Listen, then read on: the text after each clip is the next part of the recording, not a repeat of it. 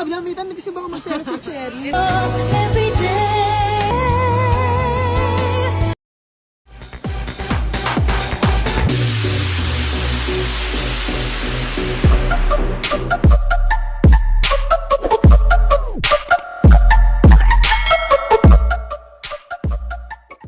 So what's up mga ka-Titans? So dito na naman tayo sa vlog.